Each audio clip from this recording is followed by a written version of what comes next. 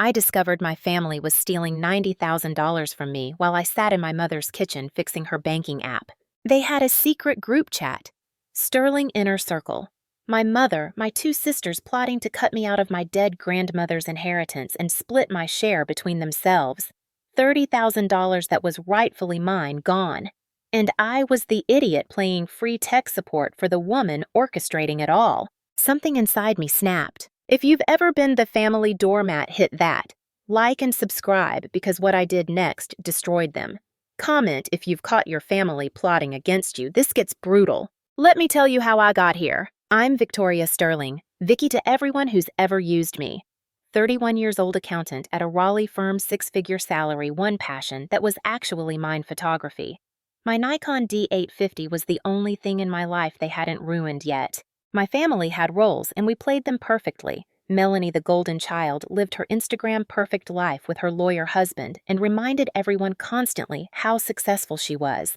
Chloe, the free spirit artist who never paid a bill in her life but charmed her way through everything. Dad, Arthur the ghost who retreated to his study rather than stand up to anyone. And Mom, Carol Sterling, elegant, gracious, involved in every charity in town. A master manipulator in cashmere and pearls who made you feel guilty for having boundaries, selfish for saying no, ungrateful for wanting anything. I was the responsible one. The family accountant, tech support therapist, and ATM. I showed up, I fixed things, I paid for things. Money loaned and never repaid. Advice given and never taken. Midnight calls about passwords and bills. I told myself it was family. I told myself it was love. I was wrong. For years, I played my role perfectly. When Melanie needed someone to watch her kids last minute, I canceled my photography workshop. When Chloe's car broke down and she needed $3,000 for repairs, I wired the money that same day. When my mother wanted to reorganize her entire home filing system, I spent 3 weekends sorting through decades of paperwork. I did it all with a smile, with patience, because I truly believed that this was what family meant. But there were signs weren't there. Little moments that should have told me something was wrong. Like the time I mentioned wanting to take a sabbatical to focus on photography, and Melanie laughed. Actually laughed and said, "But Vicky, you're so good with numbers. Why would you throw that away?" Or when I showed my mother the photos from my first paid portrait session, and she smiled politely and said, "That's nice, dear," before immediately asking if I could help her understand her credit card statement. Or the family dinner where Chloe showed everyone her latest abstract painting, a canvas of chaotic colors that I privately thought looked like a toddler's tantrum, and everyone oohed and awed for 20 minutes.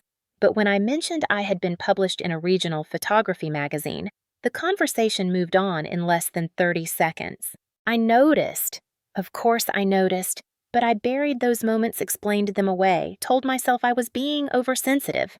The real wake-up call should have come 6 months before that fateful day in my mother's kitchen. My grandmother, Eleanor. My father's mother had passed away at the age of 92. She was sharp until the very end, a formidable woman who had built a small fortune through savvy investments and frugal living. I had always felt a special connection with Grandma Eleanor. She was the one person in my family who seemed to see me, really see me. She would ask about my photography. She would listen when I talked about work. She would slip me an extra $100 and whisper, "Buy yourself something frivolous. Vicky, you work too hard." At her funeral, my mother pulled me aside and told me that Eleanor had left a trust fund to be distributed among her grandchildren. She explained that as the executor, she would handle all the details and we shouldn't worry about anything. The money would be distributed according to need and circumstance.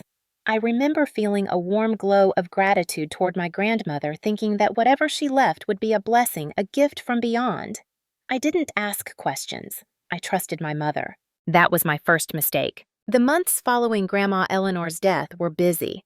Work was intense. I had taken on several new high-profile clients, and my personal life consisted of precisely nothing except the occasional drink with my best friend, David Chen. David was a junior partner at a law firm downtown Sharp as a tack, and one of the few people in my life who had ever called me out on my family dynamics. More than once over bourbon and whiskey sours, he had gently suggested that maybe, just maybe, my family took advantage of my good nature. I always brushed him off. They're family, David. That's what family does. They lean on each other. He would shake his head and say, "Vicky, leaning is one thing, lounging is another." I should have listened to him. Then came that Tuesday evening in late October. The air had turned crisp and the leaves were at peak color, those brilliant reds and golds that make North Carolina autumn so spectacular. My mother had called me that morning, her voice sweet and helpless, in that particular way that always made me drop everything. "Vicky, sweetheart, I'm so sorry to bother you, but this new banking app is just impossible. I can't figure out how to transfer money and I have bills due tomorrow. Could you possibly stop by after work? I'll make your favorite chicken casserole." Of course I said yes. I always said yes. I arrived at my parents' house around 6:30, the familiar Cape Cod-style home where I had grown up with its blue shutters and meticulously maintained garden. My mother greeted me at the door with a hug and the smell of rosemary and garlic wafting from the kitchen. My father was in his study as usual, and Melanie and Chloe were nowhere to be seen, which wasn't surprising. They rarely showed up for the mundane work of family maintenance. That was my job. We sat at the kitchen table, my mother's phone between us, and I walked her through the banking app step by step. She nodded and made little notes asking questions that I had answered before, but patiently repeating myself because that's what good daughters do. After about 45 minutes, she declared herself satisfied and got up to check on dinner. That's when her phone buzzed with a text message notification.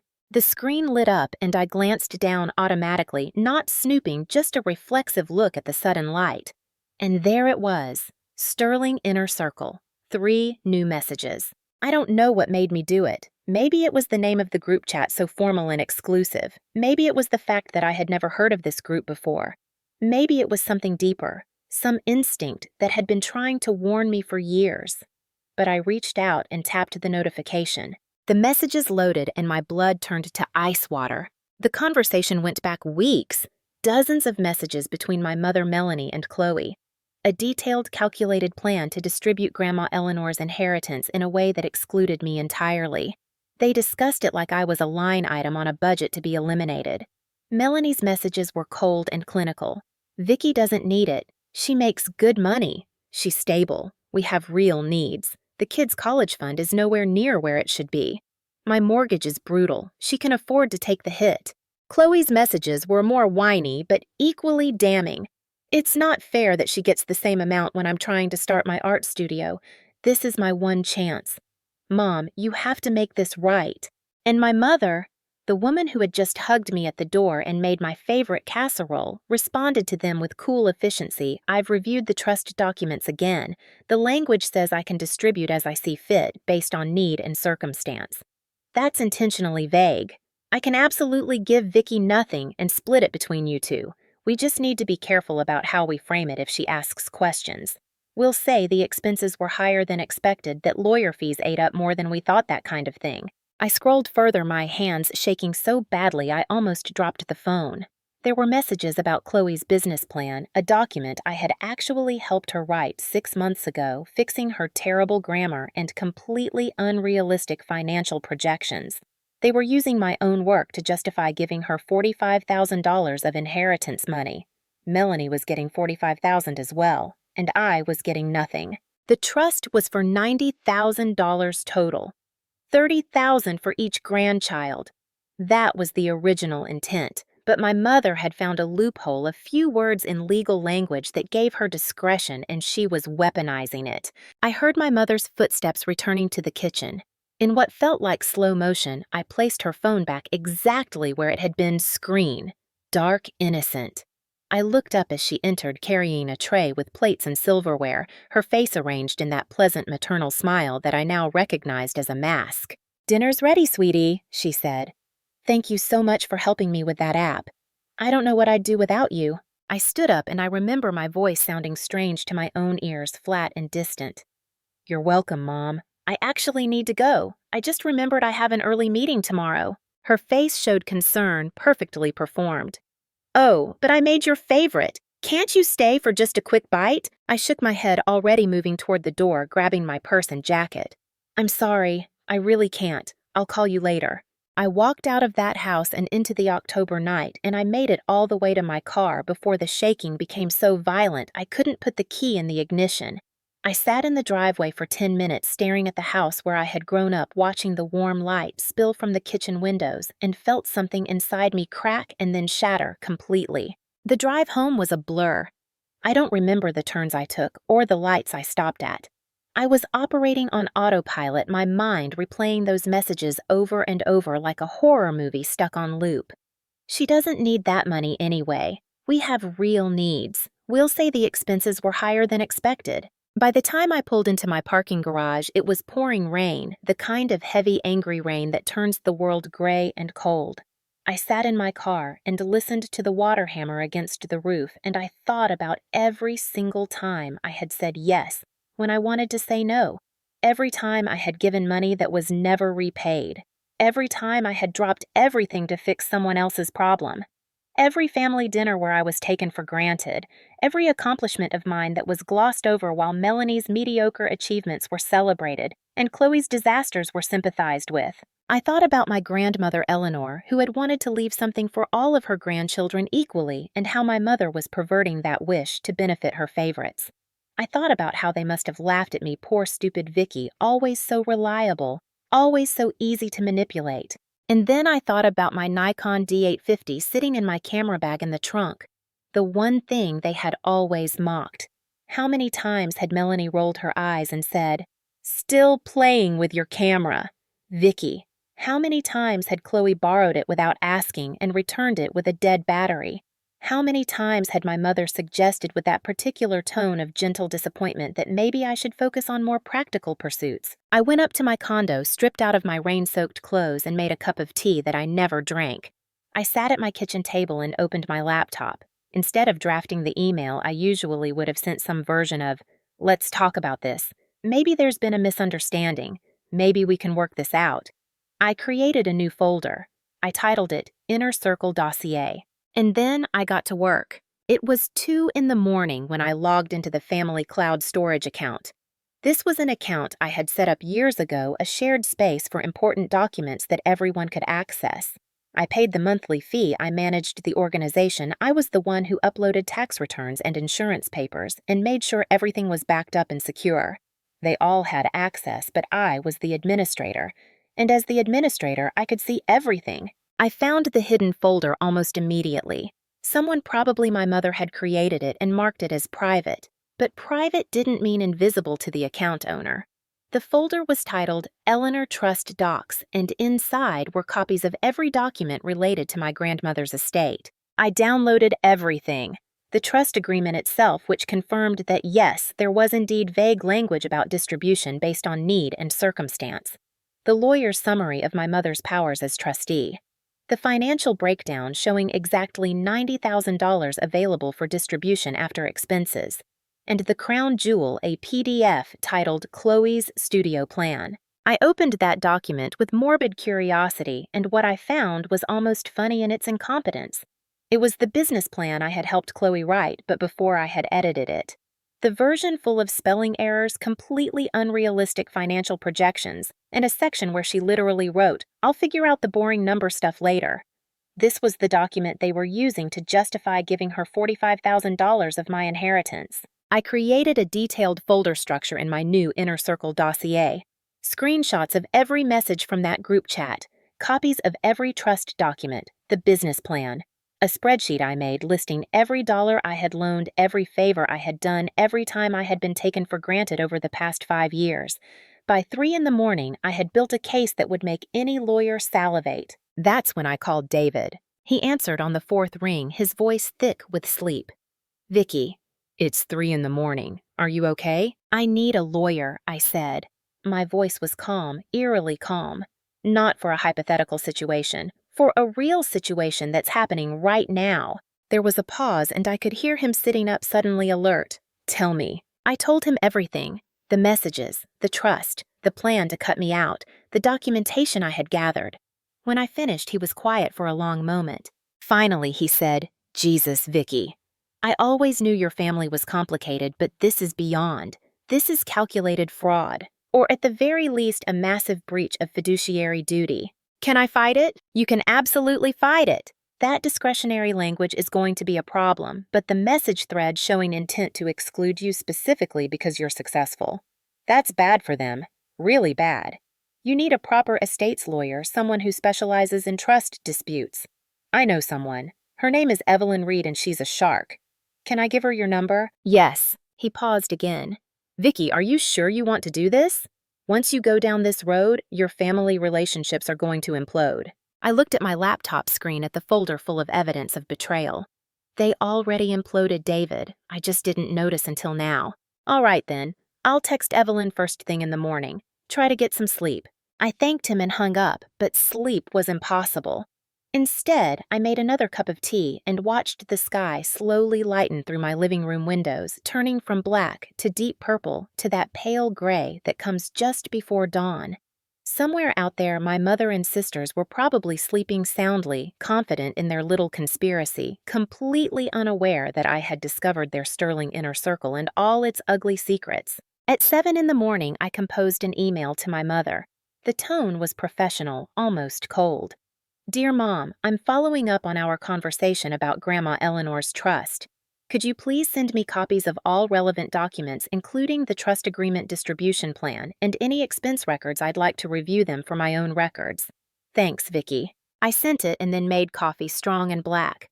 The reply came in less than 10 minutes, which told me she had been awake, probably refreshing her email, probably worried about what I might know. Oh, honey, this is all so complicated and boring. You know how I am with legal stuff. Let's sit down and talk about it at Sunday dinner. Don't worry about all those tedious documents. Everything is being handled properly. Love, Mom. Sunday dinner was 3 days away. 3 days after the money was scheduled to be distributed according to the timeline I had seen in those messages. How convenient. 20 minutes later, Melanie texted me. Vicky, Mom told me you're bothering her about the trust stuff. Why are you doing this? You know, financial and legal terminology confuses her. If you have questions, ask me. But honestly, there's nothing to worry about. Everything is being handled according to Grandma's wishes. I stared at that text for a long time. Everything is being handled according to Grandma's wishes. The gaslighting was so smooth, so practiced, that I might have believed it if I hadn't seen those messages. Instead, I took a screenshot and added it to my evidence folder. I didn't reply to either of them. At 9:30, Evelyn Reed called me. Her voice was crisp and professional, no nonsense. David told me about your situation. I've handled dozens of trust disputes, and from what he described, you have a strong case. Can you come to my office this afternoon? I'll be there. Her office was downtown, in one of those old brick buildings that had been renovated into upscale professional space. Evelyn Reed herself was in her late 50s with sharp gray eyes and an elegant navy suit. She listened to my story without interruption, making occasional notes on a legal pad. When I finished, I slid a flash drive across her desk. Everything I found is on there. The messages, the documents, the timeline, my own financial records showing all the money I've given them over the years. She plugged the drive into her computer and spent the next 20 minutes reviewing the files, her expression becoming grimmer with each click. Finally, she leaned back in her chair and looked at me directly. Ms. Sterling, I'm going to be blunt with you. The trust language gives your mother significant discretion. If she were just being unfair in her distribution, that would be difficult to challenge. But these messages show clear intent to exclude you specifically in violation of the trust's spirit and your grandmother's likely intentions. That tips the scale. The fact that they're coordinating this in a secret group chat and planning to lie about expenses makes it even worse. This is potentially a breach of fiduciary duty. Can we win? We can absolutely force a settlement. Taking this to court would be expensive and public, and based on these messages, I don't think they want that. My recommendation is that we send a demand letter, lay out exactly what we know, and ask for your fair share. $30,000 is your starting point, but given their behavior, I think we can ask for more. How much more? She smiled, and it wasn't a kind smile. It was the smile of someone who enjoyed her job. Let's start with $35,000, your fair share plus compensation for legal fees and emotional damages. If they refuse, we file a formal petition with the probate court and make all of this public record. I took a deep breath. Do it. That evening, I sent a message to the family group chat, the normal one that included everyone, not the secret Sterling inner circle. Family dinner tomorrow night at 6. My place. I have some important financial news to discuss. Please plan to attend. I knew they couldn't resist. Important financial news could mean anything. Maybe I had gotten a promotion. Maybe I was offering to pay for something. Maybe I was being my usual helpful self. They would come because they always came when I invited them and because their curiosity would eat at them. I spent the next day preparing. I cleaned my condo, I made a simple dinner of roasted chicken and vegetables, and I reviewed all my documentation one more time. Evelyn had drafted a letter but was waiting for my signal to send it. I wanted to confront them face to face first. I needed to see their expressions when they realized I knew. They arrived at 6:15, fashionably late as always. My mother brought wine. Melanie brought her judgmental attitude. Chloe brought her usual scattered energy. My father brought his passivity. They settled into my living room making small talk, complimenting my latest framed photograph on the wall with the kind of perfunctory praise that made it clear they didn't really see it. Dinner was awkward, but they didn't seem to notice. Or maybe they did notice and were just skilled at pretending everything was normal. They asked about my work. I gave vague answers. They talked about Melanie's kids' activities, Chloe's latest art project, my mother's bridge club drama. My father ate quietly and said little as always. After dinner, we moved back to the living room. I didn't offer dessert. Instead, I sat in the armchair across from the couch where they had arranged themselves, and I placed a leather portfolio on the coffee table. The room went quiet. I know about the Sterling Inner Circle, I said. My voice was steady, almost detached. And I know what you're planning to do with Grandma Eleanor's inheritance. The silence that followed was spectacular. My mother's hand went to her throat. My father's jaw clenched. Chloe stared at her lap. Melanie was the first to recover because of course she was. Vicky. Her voice was sharp, controlling. You're being dramatic. This is a family matter that's being handled by Mom, who is the legal trustee. You need to trust the process. I met her eyes and didn't blink. I've read the messages, Melanie, all of them. Sterling Inner Circle. I know you're planning to exclude me from the distribution and split my $30,000 between you and Chloe. I know about the justifications you've created, the lies you're planning to tell me about expenses and complexity. Melanie's face flushed. You went through Mom's phone. That's a violation of privacy. I almost laughed. A violation of privacy. That's your concern right now. My mother found her voice and it trembled with manufactured hurt. Vicky, sweetheart, you don't understand. You're so successful. You have a wonderful career, a beautiful home. Your sisters, they need help. Melanie has college funds to think about. Chloe is trying to start a business. It's about need honey, just like Grandma would have wanted. The word need hit me like a slap. Need. As if my years of unpaid labor didn't matter. As if my dreams didn't matter. As if I was just a resource to be managed and allocated. Let me tell you about need, I said, and my voice was quiet but sharp as glass. I need to not be treated like a bank account with legs. I need to not be the family's free accountant, tech support, and emotional dumping ground. I need to be valued as a person, not a resource. But you know what? None of you have ever thought about what I need, have you? Melanie leaned forward, her voice taking on that condescending tone she used when she wanted to put me in my place. Vicky, you're being selfish. Do you know how much it costs to raise kids these days? Do you know how expensive college is at UNCC? My children have dreams too. Chloe has dreams too. Why should you get money when you don't need it? That's not how family works. The word selfish. There it was. The weapon they had always used against me.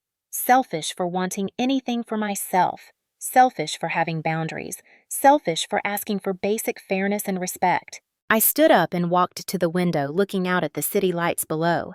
When I turned back, my face must have shown something that scared them because Chloe actually shrank back into the couch cushions.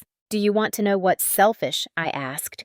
Selfish is taking $30,000 that doesn't belong to you. Selfish is coordinating in a secret group chat to defraud your own sister. Selfish is manipulating and gaslighting someone for years while taking her money, her time, and her labor without ever saying thank you. My father finally spoke up, his voice gruff and uncomfortable. Don't be disrespectful, Vicky. Your mother is the legal trustee. This is a family decision. A family decision, I repeated. My laugh was hollow. Then why wasn't I part of the family that got to make that decision? Why was there a Sterling Inner Circle that didn't include me? My mother stood up, tears in her eyes, perfectly performed as always. We didn't want to hurt you, sweetheart. We were trying to protect you from having to make difficult choices. We thought it would be easier this way." I looked at her, really looked at her, and saw her clearly for the first time in my life. The manipulation, the control, the way she had pitted us against each other our entire lives, favoring Melanie and Chloe while using me as the responsible one, the reliable one, the one who didn't need coddling or attention because I was so stable, so successful, so capable of taking care of myself. "Thank you for clarifying," I said softly. "Thank you for making it so clear where I stand in this family." I walked to my front door and opened it. The night air rushed in cool and clean. "I think you should all leave now." "Vicky, don't be ridiculous," Melanie said, but she was already standing gathering her purse. Chloe looked like she might cry. "Vicky, please. Can't we talk about this?" I shook my head. "There's nothing left to talk about. Enjoy your dinner." They filed out my mother trying one last time to touch my arm, to use physical contact to manipulate me the way she had done 1,000 times before. I stepped back out of reach. My father was the last to leave, and he paused in the doorway, looking like he wanted to say something. But he didn't. He just shook his head and walked away. I closed the door quietly, locked it, and stood in the sudden silence of my empty condo. My hands were shaking, my heart was racing, but I felt something I hadn't felt in years. Clarity, pure crystalline clarity. I walked to my laptop and sent a one-line email to Evelyn Reed, "Send the letter." The next 3 days were a masterclass in manipulation and desperation. First came the phone calls, dozens of them, all of which I declined. Then came the text messages. My mother tried guilt. "How could you do this to your own mother?" Melanie tried anger. "You're tearing this family apart over money you don't even need." Chloe tried tears. "Please, Vicky, I'm begging you. This is my one chance to make something of my art." I screenshotted everything and forwarded it all to Evelyn. Then Chloe made her fatal mistake. She posted on Instagram a carefully staged photo of herself with red, puffy eyes, one artfully smudged tear running down her cheek. The caption was a masterpiece of manipulation. Heartbroken. "Trying to pursue my dreams, but my own sister is trying to take away my funding. Some people value money over family. Please send positive thoughts." Within an hour, I had angry messages from 3 cousins, an aunt, and my mother's best friend, all demanding to know why I was bullying poor Chloe, why I was being so cruel, why I couldn't just be happy for my sister's success. I took screenshots of all of it and sent them to Evelyn with a note. "They're escalating." Her reply came back within minutes. "Perfect. This is exactly the kind of behavior that undermines their position. Stand firm." That night, my mother and Melanie sent a joint email to the entire extended family.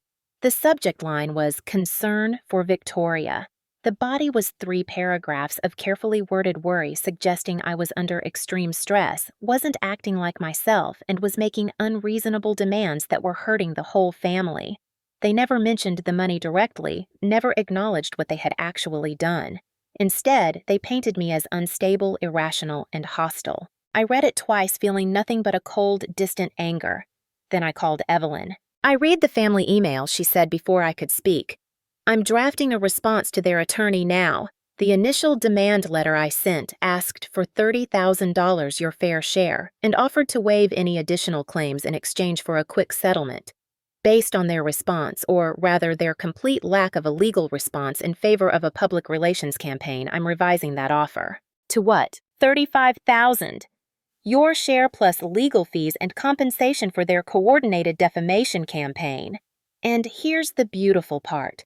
I'm giving them 24 hours to accept, or we file a formal petition with the probate court and make every single one of those messages part of the public court record. Will that work? She laughed to sound like breaking glass.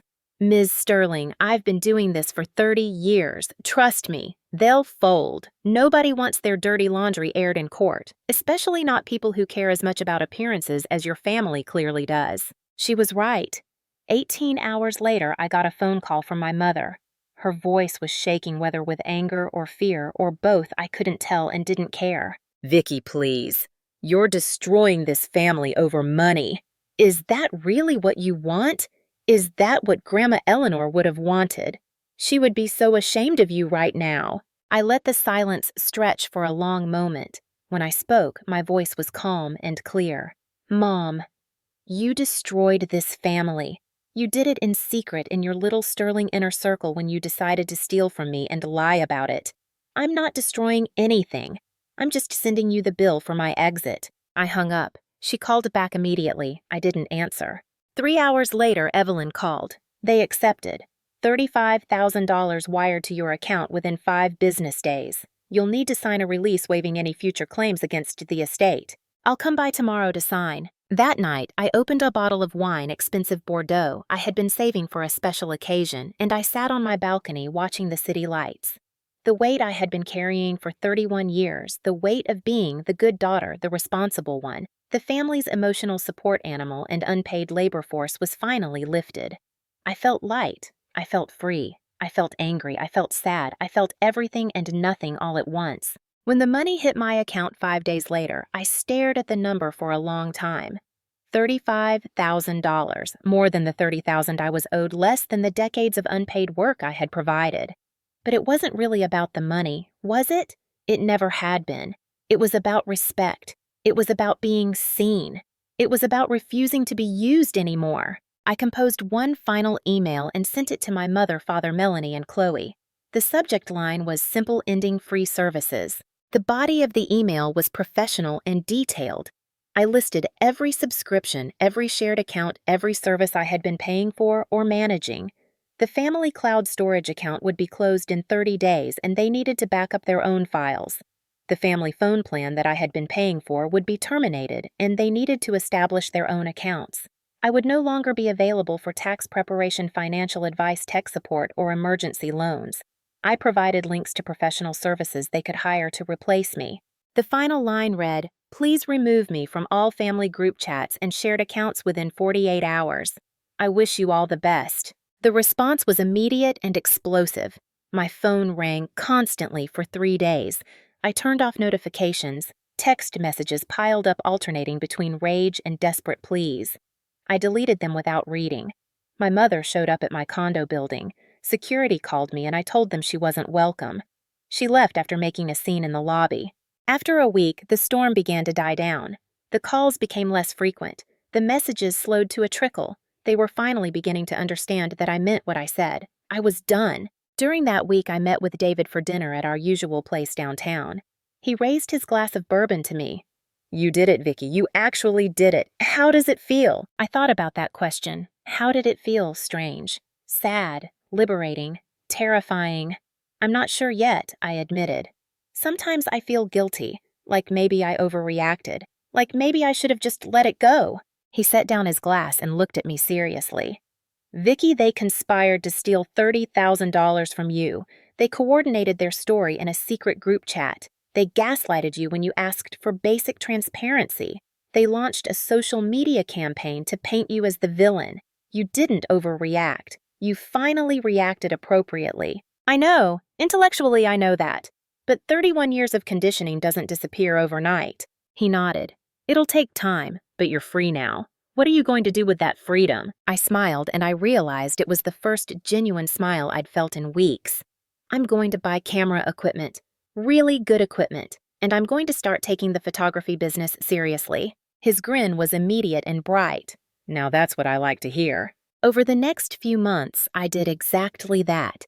I used half of the $35,000 to buy professional-grade photography equipment, lighting backdrops, and editing software. I took workshops and online courses. I built a portfolio website. I started reaching out to potential clients, offering portrait sessions at competitive rates. I also started therapy. Turns out growing up in a family of narcissists and enablers does a number on your psyche. My therapist, Dr. Sarah Chin, was patient and insightful. She helped me understand that I wasn't the selfish one, I wasn't the problem, and my desire for basic respect and fairness wasn't unreasonable. "Every boundary you set is an act of self-love," she told me during one session. And every time they call you selfish for having boundaries, what they're really saying is, "You're not letting me use you anymore, and I don't like it." Those words became a mantra. 6 months after the confrontation, I booked my first major photography client, a small business owner who needed professional headshots and branding photos for her new website. She loved my work so much that she referred me to 3 other entrepreneurs. Word of mouth spread. My weekends filled up with photo sessions. I started making real money doing something I loved. One year after everything fell apart, I was standing in what would become my studio. It was a beautiful space in downtown Raleigh, all exposed brick and huge windows that let in gorgeous natural light. It needed work, but I could see the potential. David stood next to me looking around with approval. "This is perfect, Vicky. When are you putting in the offer?" "Tomorrow. The real estate agent thinks the owner will accept my bid." He bumped my shoulder with his. "Victoria Sterling Photography. Has a nice ring to it." I laughed. "It does, doesn't it?" We grabbed coffee from a nearby shop and walked through the downtown area, talking about business plans and marketing strategies. It felt good. It felt right. For the first time in my life, I was building something that was entirely mine, funded by money that I had fought for using talents that I had developed despite my family's dismissal. That evening, I got home to find a text message from an unknown number. It took me a moment to realize it was my mother texting from a new phone because I had blocked her old number. "Hello, Vicky. It's been a year now. I miss you terribly. I think about you every day. We've had time to reflect, and I hope you have too. I know you were hurt, and I'm sorry for that, but families forgive each other. That's what families do.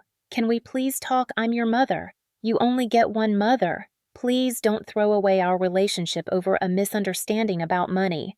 Love, Mom." I read it twice, feeling that old familiar pull, that ingrained instinct to smooth things over, to be the bigger person, to sacrifice my own boundaries for the sake of family peace. But then I looked around my condo at the walls I had hung with my own photography, at the life I had built in the past year, at the peace I had finally found. I drafted my response carefully. "Hello, Mom. I appreciate you reaching out. For my own peace of mind, I've had to forgive everyone involved in what happened, but forgiveness doesn't mean reconciliation. The way I was treated wasn't a misunderstanding, and it wasn't just about money. It was about respect, honesty, and being valued. I'm not interested in reopening that door. I genuinely wish you and the family well, but I'm moving forward with my own life now. Take care." I sent it and then blocked the new number. Dr. Chin would be proud. 2 months later, I signed the lease on my studio space. Victoria Sterling Photography officially opened in late spring, and the launch event was small but meaningful. David came, of course, and several friends from work, and about a dozen small business owners who had become clients and supporters. We drank champagne and admired the space I had created. All clean lines and professional equipment, and carefully curated sample shots on the walls. My phone buzzed during the celebration. I glanced down to see a text from another unknown number, this time from Melanie. "Congratulations on your studio opening. Saw the announcement on the Business Bureau website. I always knew you could do great things when you put your mind to it. Maybe we can grab coffee sometime and catch up." I showed the text to David. He rolled his eyes. "She wants something, or she wants to report back to your mother. Either way, it's not genuine." I know. But I also knew, standing there in my own space, surrounded by people who actually supported me, that I didn't need to reply. I didn't need to explain myself. I didn't need to give her or any of them any more of my time or energy. I simply deleted the message and put my phone away. A few weeks after the studio opened, I hired an assistant. Her name was Amber. A bright-eyed 23-year-old, fresh out of art school, with a passion for photography and a desperate need for real-world experience. She was talented but unsure of herself, constantly apologizing for minor mistakes and downplaying her own creative ideas. One afternoon, about a month into her employment, she arrived at the studio looking upset.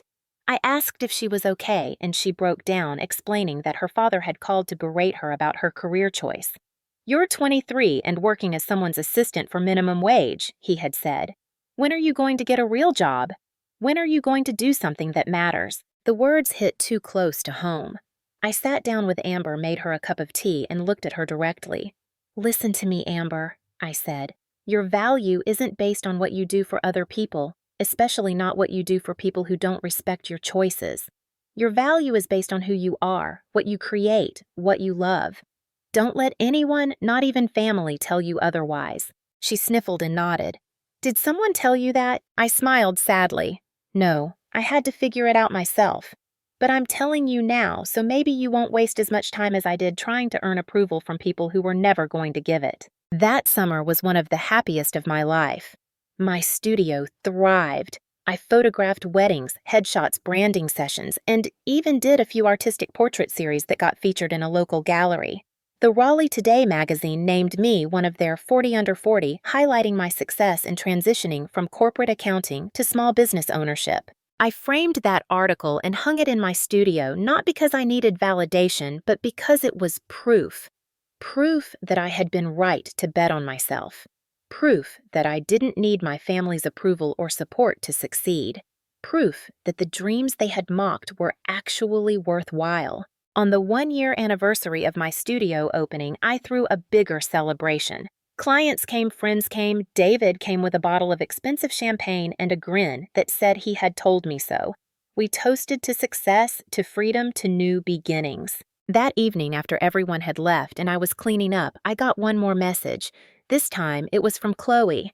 I almost deleted it without reading, but something made me open it. Vicky, I know you probably don't want to hear from me, and I understand why. I'm not asking for forgiveness or trying to manipulate you. I just wanted to say that I'm sorry, really genuinely sorry. What we did was wrong. What I did was wrong. I let Mom and Melanie convince me that it was okay that you wouldn't miss the money that family worked things out. But it wasn't okay, and I know that now. My studio didn't work out, by the way. Turns out you were right about my business plan being garbage. I'm working a regular job now, and I'm actually saving money for the first time in my life. I'm learning what you always tried to teach me about responsibility and planning. I just wanted you to know that. You don't have to respond. I just needed to say it. Chloe. I read it several times. Part of me, the old Vicky, wanted to respond immediately, wanted to reassure her, wanted to offer advice and support. But the new Vicky, the one who had learned about boundaries and self-preservation, simply saved the message and put my phone away. Maybe someday I would respond. Maybe someday I would be ready to have a conversation. But not today. Today was about celebrating how far I had come. I walked through my empty studio, turning off lights, straightening chairs, running my hand along the edge of my favorite camera. The Nikon D850 that had been with me through everything that had been mocked and dismissed and borrowed without permission was now the centerpiece of a successful business. Every time I picked it up, I thought about that night in my car, sitting in the rain, deciding whether to keep being the person my family wanted me to be or to become the person I needed to be. I chose myself. And that choice had made all the difference. As I locked up the studio and walked to my car, I thought about my grandmother Eleanor. I wondered if she knew what her inheritance had become. Not just $35,000 in my bank account, but the catalyst for my entire transformation. That money, the money they said I didn't need, had become the foundation for something that was completely and utterly mine. And the Sterling Inner Circle. Without me, without their center, their reliable resource, they were just 3 people stuck in their own dysfunctions. I heard through mutual acquaintances that my mother and Melanie were barely speaking, apparently fighting over the distribution of family responsibilities that I used to handle. Chloe had moved back home temporarily to save money. My father had finally allegedly started standing up to my mother occasionally, though I had no way to verify that. I didn't take joy in their struggles, but I also didn't feel responsible for fixing them. They had made their choices. They had shown me exactly who they were, and I had believed them. A few months later, on a crisp October evening that reminded me of that night 2 years ago when everything changed, I was editing photos in my studio when David dropped by with takeout Thai food and news. "So I ran into your cousin Rachel today," he said, unpacking containers of pad Thai and curry. "She asked about you. Apparently, the family narrative is that you're bitter and unforgiving." I laughed without humor. "Of course it is. Did you correct her?" "I told her that you're actually thriving and that maybe the family should examine why their most successful member wanted nothing to do with them." "What did she say?" She got very uncomfortable and changed the subject. He handed me a fork. "You okay with all this?" "With how it turned out." I thought about that question. Was I okay? I had lost my entire family. I would never go to another Sterling family gathering. I would never get a call from my mother on my birthday. I would never watch my nieces and nephews grow up. I had traded all of that for peace, for freedom, for self-respect. "Yeah," I said. "I'm okay. Better than okay, actually. I'm free." He nodded understanding in his eyes. Sometimes the family you're born into isn't the family you need. Sometimes you have to build your own. He was right. Over the past 2 years, I had built my own family. David, who had been there through everything. Dr. Chin, who had helped me understand my worth. Amber, who I was mentoring the way I wished someone had mentored me. My clients who trusted me with their most important moments. My photography friends who shared my passion and understood my drive. These were my people now. That night after David left, I pulled up my bank account on my laptop. The $35,000 was long gone, invested in equipment and the studio and my new life. But my account was healthy now, built on my own work, my own talent, my own choices. I had bookings scheduled for the next 6 months. I had plans to hire a second assistant. I had dreams that were entirely my own. I opened my photo editing software and looked at my current project, a portrait series called Liberation. It featured women of all ages who had left toxic situations and rebuilt their lives. Each photo told a story of strength of survival, of choosing yourself when everyone else demands you sacrifice. The centerpiece of the series was a self-portrait. I had set up the shot carefully using natural window light that created dramatic shadows. In it, I was holding my Nikon D850 looking directly into the camera with an expression that was calm, confident, and unapologetically free. Behind me, slightly out of focus, was the framed Raleigh Today article about my success. I had titled the photo Breaking the Circle. As I made final edits to the image adjusting contrast and clarity, I thought about what I would say if someone asked me whether it was all worth it, worth losing my family, worth the pain and the anger and the lonely nights, worth the guilt and the doubt and the fear. And I knew my answer. Yes. 1,000 times yes. Because I didn't just gain a business or money or even peace of mind. I gained myself. The real Victoria Sterling, not the version my family had created to serve their needs, not the reliable daughter, the responsible sister, the family's unpaid labor force. Just me in all my flawed, fierce, free glory. My grandmother Eleanor used to tell me, Victoria, don't let anyone make you smaller to fit their comfort level. I never fully understood what she meant until I broke free. She would have been proud of me. Not for the money or the success or even the studio, though I think she would have loved those things too. She would have been proud because I finally stood up and said enough. Because I chose the hard path of self-respect over the easy path of people-pleasing. Because I proved that you don't need anyone's permission to value yourself. Because I learned that family is supposed to lift you up, not drain you dry, and if they can't do that, then you're allowed to walk away. So here I am, 2 years later, sitting in my own photography studio, living my own life, making my own choices. The Sterling inner circle still exists somewhere out there, probably still complaining about all the things I used to do for free, still not understanding why I left, still painting me as the villain in their story. And I'm okay with that, because in my story, I'm the hero who saved herself. I didn't need that $30,000 they tried to steal.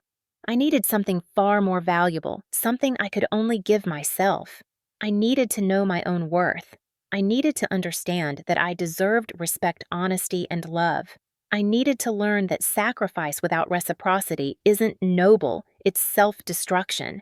And most importantly, I needed to discover that the best investment I could ever make wasn't in someone else's dreams, someone else's needs, or someone else's comfort. It was in myself. The money they said I didn't need became the foundation of everything I have now. Every photo I take, every client I serve, every moment of peace I feel in this studio is built on that decision to fight for what was rightfully mine.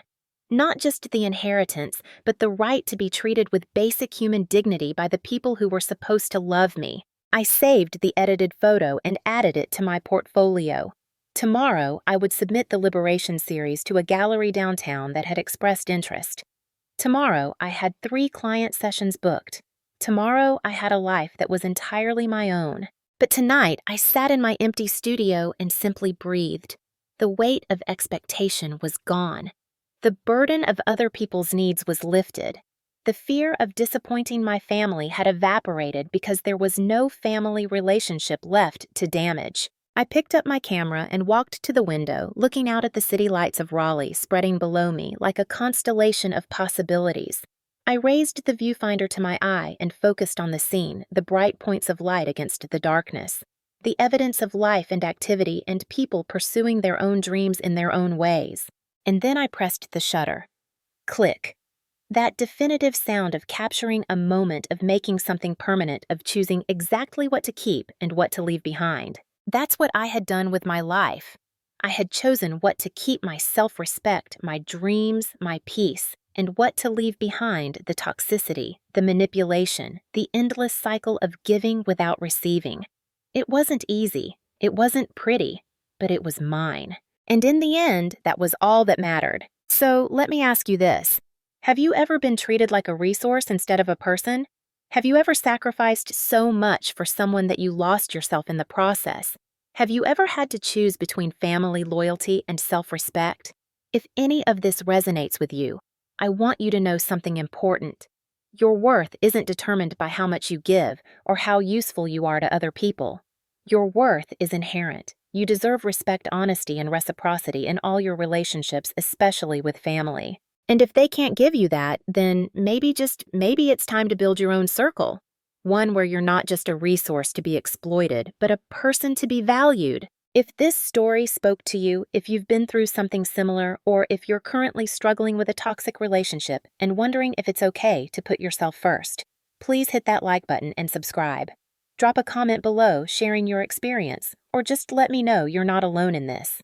Sometimes we all need to hear that choosing ourselves isn't selfish, it's survival. And remember, breaking the circle isn't about revenge or cruelty. It's about freeing yourself to become who you were always meant to be.